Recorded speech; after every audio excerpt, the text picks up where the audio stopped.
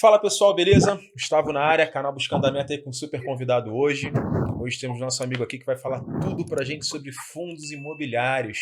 Diz pra mim, se apresenta aí pra galera, meu camarada. Fala, Gustavo. Primeiro, obrigado aí pelo convite. É uma honra aqui estar falando com vocês, parceria já de um bom tempo. Eu sou Renato, trabalho aqui na ABS já desde 2013, começo de 2013, tá? Já estou um bom tempo aí aqui no escritório. E desde então, desde que eu entrei, eu toco a parte mais de alocação, né? Vendo um geral das carteiras dos clientes, e nos últimos 5 anos me especializei bem aí nessa parte de fundos imobiliários, né? Então, que era uma demanda boa aqui do escritório, a gente tem uma boa alocação nas carteiras, em fundos imobiliários. Então, é um assunto que tem várias vertentes, então é bom ter aí uma pessoa focada nisso para dar todo o suporte para os clientes e para os assessores. Perfeito, perfeito. Então, pra gente começar o nosso assunto aí, diz pra gente, o que são fundos imobiliários? Então, fundos imobiliários, tá, são fundos fechados, tá, que não permitem resgate, dos cotistas, tá, e é, esses fundos, após a captação dos recursos, são assim, obrigados a alocar esse patrimônio, tá, em veículos imobiliários, sejam eles, tá, de ativos tijolos, tá, são o quê? Prédios corporativos, shoppings, galpões logísticos, enfim, hospitais, tá, até ativos mais estruturados, recebíveis de ativos imobiliários, tá? E FDICs imobiliários, cotas de outros fundos imobiliários e até ações de empresas focadas no ramo imobiliário, tá? Exemplo de uma Multiplan da vida, de shoppings, como uma ação que pode entrar numa carteira de um fundo imobiliário, tá? Quando eu falo que eles são fechados, tá? É que você não consegue resgatar suas cotas. Porém, quando você consegue vender e adquirir mais elas via bolsa, que é onde eles são negociados, tá? Então eu tenho pelo menos a liberdade de negociar as minhas cotas, né? Então se eu comprei tendo liquidez, obviamente, eu quiser vender, eu posso vender também essas cotas. É isso?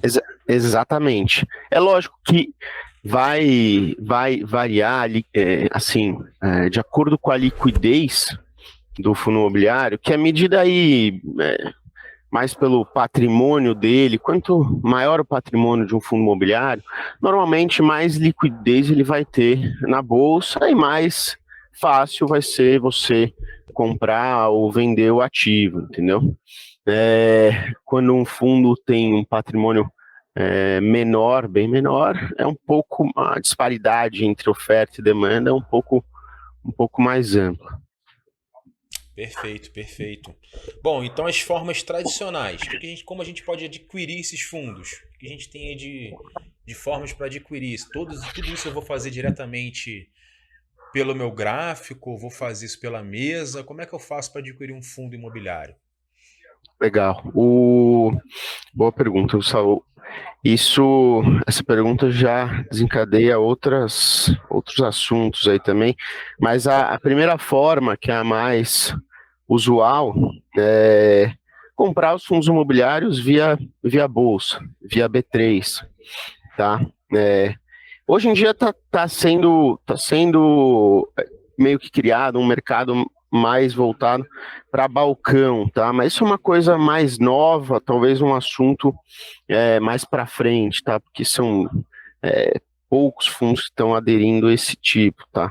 Então a primeira forma é adquirir um fundo imobiliário via bolsa, igual você compra uma ação na bolsa, você compra cotas de um fundo imobiliário, tá?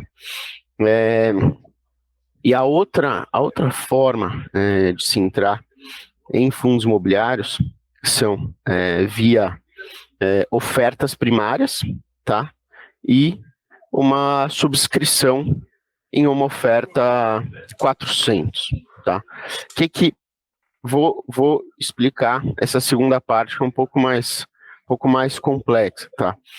Em uma oferta primária, tá? É como se fosse um IPO de um fundo imobiliário, tá? Que significa isso? Uma gestora XYZ chega no mercado e fala: mercado, eu vou iniciar uma gestão de um novo fundo imobiliário, tá? Ele vai ser de XYZ de galpões logísticos, ou de lajes, ou de recebíveis, etc. Ele vai fazer um roadshow, uma venda desse novo ativo via distribuidores, tá? Via plataformas, vai mostrar mais ou menos o que ele está pensando para a gestão, mostrar a equipe, mostrar todo vender mesmo a ideia dele, tá?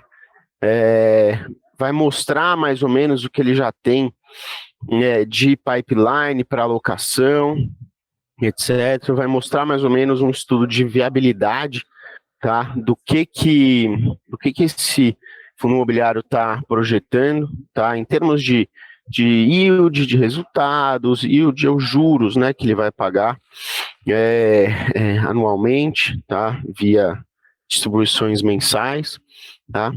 E aí, depois dele ter feito todo esse roadshow, abre um cronograma de reservas, igual um IPO mesmo, cronograma de reservas, e os investidores que se interessarem, eles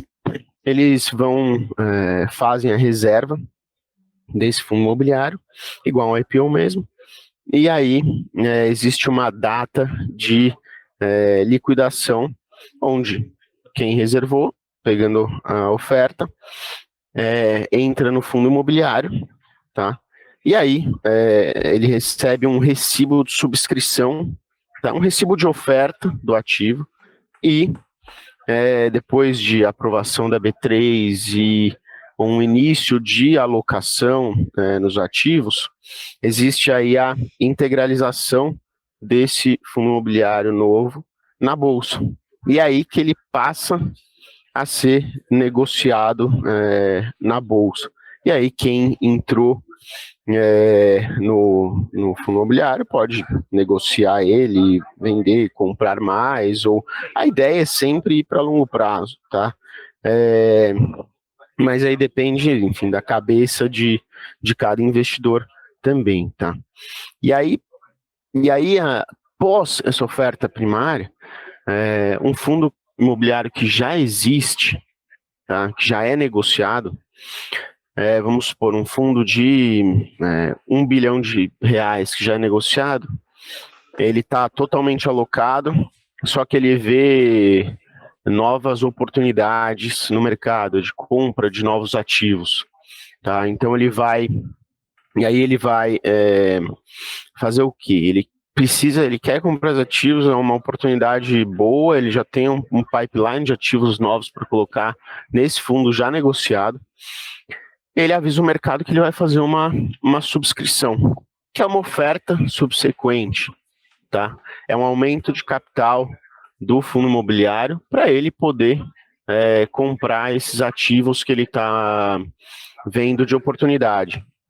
Então, vamos supor, esse fundo de R$1 bilhão, ele vai fazer uma nova oferta para captar R$500 milhões, tá? Então, a partir daí, quem tem cotas desse fundo imobiliário na data de subscrição, tá? Passa negociado data compra data ex, recebe direitos de subscrição ao preço da oferta, tá? Que pode ser diferente do preço que é negociado na bolsa. Normalmente, num IPO, num follow-on, o preço ali ele é meio que decidido no book build, né, da oferta da ação. Só que o preço de uma subscrição, de uma oferta subsequente de um fundo imobiliário, ele já é decidido antes, tá? Então, pode ter um preço menor, bem menor do que o que está sendo negociado, ou pode ser meio em linha. O ideal é que ele sempre dê um prêmio para quem for subscrever e que subscreva um preço abaixo do valor que está sendo negociado e mais em linha com o valor patrimonial, tá?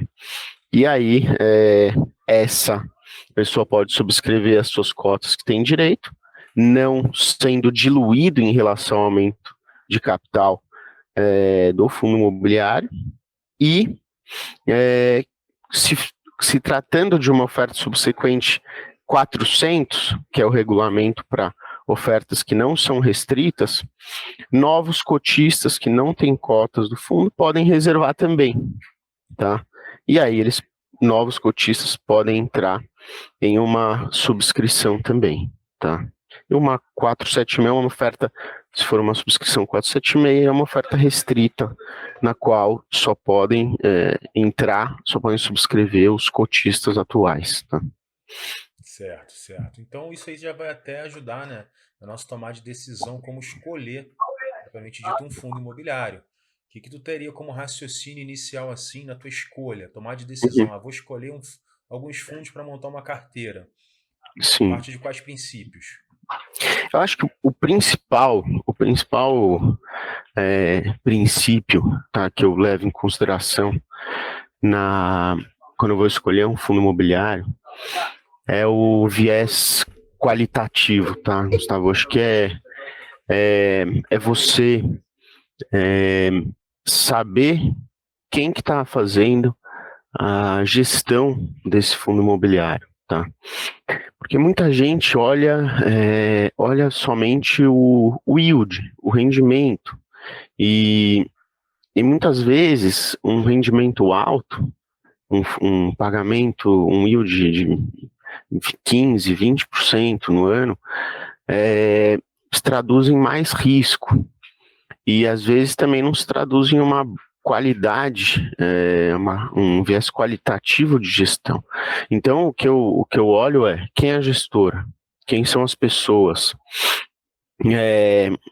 qual que é o background dessas pessoas, quem que está fazendo a gestão desse fundo imobiliário, quais que são as premissas que a gestora adota, os ativos que eles estão pensando em alocar, qual que é o alinhamento desses gestores, dessa gestora, em relação aos cotistas. Eles têm ali, eles têm também posições deles no fundo imobiliário, o patrimônio deles está no fundo imobiliário também. Então, esse é o principal driver que eu olho. E aí depois eu olho aí eu vou mais depois para aspectos quantitativos, aí eu olho a parte, o patrimônio, a negociabilidade. Essa parte fica até mais avançada, né, para o nosso conteúdo, essa segunda parte aqui a respeito dos fundos. Uhum. Cara, então, Renato, eu sou uma pessoa leiga, estou começando hoje no mercado financeiro e quero começar a adquirir esses fundos. Só que eu tenho dúvidas, eu fico com medo, né, de entrar em qualquer coisa, não tenho uma carteira de recomendações para poder fazer minhas primeiras compras. Como é que a BS, cara, ela pode me ajudar nessa parte? Como é que vocês vão ajudar o público aqui nesse manejo? O que é oferecido pela BS? Legal. A gente já tem um PL interessante, tá, de clientes alocados em fundos imobiliários, e é um mercado que tá muito aquecido, né? Desde 2018, 2019, foi uma crescente aí forte nesse mercado, tá? O que se traduziu em N novas ofertas, N novas subscrições, né? E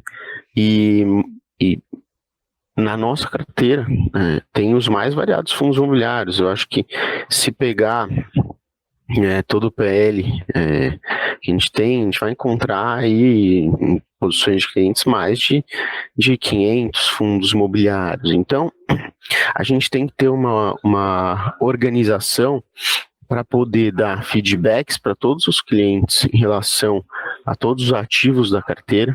Isso a gente tem um controle de BI aqui que faz isso para a gente, para todos os assessores, tá? Em questão de qualitativa, questão de subscrições, questão de ofertas, questão de adequamento para o cliente, tá? E além disso, a gente tem feito de mais ou menos alguns meses para cá uma venda de uma carteira automatizada em parceria com a Band of Research, tá?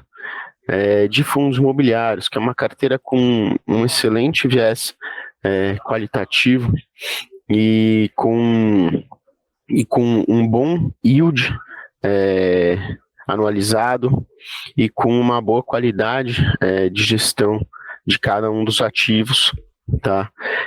E também uma boa pulverização, tá? Hoje na carteira são 12 ativos, tá? E dos mais diversos segmentos, com um olhar mensal, na verdade diário, mas a carteira ela tem uma mudança ou um rebalanceamento mensal, tá? O que pode também pode ter meses que não terão atualizações, tá? Só rebalanceamento da carteira, mas é uma carteira que está tendo uma performance bem interessante esse ano, pagando um yield bom. Então, além dessa carteira, controle de todos o nosso passivo, os fundos imobiliários, a gente tem acesso a todas as subscrições no mercado, acesso a novas ofertas de fundos imobiliários e FIAGROS também, e isso traduz aí para o cliente em um qualitativo bom para ele ter sempre essa carteira bem adequada, tá? Não deixar nenhum ativo que não seja interessante para ele no longo prazo, tá? Tendo todas as arestas bem aparadas, né? Exatamente, Gustavo. E Renatão, ficou aqui uma dúvida que a galera tem, sempre questiona, não sabe ao certo do que se trata. Renda fixa e renda variável. Onde o fundo imobiliário se enquadra? O fundo imobiliário é uma renda variável, tá? Porque ele é negociado em bolsa. Ele vai, um ativo que é negociado em bolsa, ele vai ser sempre uma renda variável. Porém, a gente tem aspectos aí diferentes de uma alocação de uma ação, né? O que é isso, tá? A carteira, apesar dela ser negociada, ela tem ali uma alocação em ativos físicos, tá? Em imóveis, traduzindo aí uma renda mensal, ativos que podem se valorizar ou até desvalorizar, tá? Pode ter os fundos de recebíveis, eles têm a carteira 100% alocada em ativos de renda fixa, lastreados em ativos imobiliários. Porém, ele sendo negociado na bolsa, ele é um ativo de renda variável. Porém, se a gente pegar, isso não é regra, tá, Gustavo? Mas se a gente pegar um histórico, tá, dos últimos anos, enfim, desde o início mais ou menos dos FIIs, eles têm uma volatilidade histórica bem abaixo, tá, das ações. Tá? Eles tendem a ser um pouco menos voláteis. Porém, em períodos instáveis de risco sistêmico, né, um risco igual houve em 2020, um sell-off dos ativos, eles também vão ser impactados e cair, talvez na mesma magnitude. Perfeito, perfeito. Eu acho que para arrematar aqui, né, essa primeira etapa foi bem completinha. Acho que segundo bloco que a gente vai estar inserindo aí para vocês já deixa claro que o conteúdo é rico, então já vale o joinha de vocês. Se não é inscrito, já se inscreva aqui no canal, tá? A gente vai manter essa dinâmica de vídeos aí super interativos com a turma da ABS. Galera que está de prontidão aí, pô, nota 10 no atendimento, são excelentes no que fazem. Então segue a risca, escuta. Então você que tem sua carteira para dar início, dar o pontapé inicial, busque, tá? Primeiramente, um bom assessor, tenha um contato direto, entenda do produto que eles estão te passando, que é bom você entender. Você não tem que ser um especialista para começar, você tem que entender de fato onde você está entrando. E ninguém melhor aqui para falar de fundos para a gente do que o próprio Renato. Beleza, Renatão? Muito obrigado. Daqui a pouco Beleza, Gustavo. ver.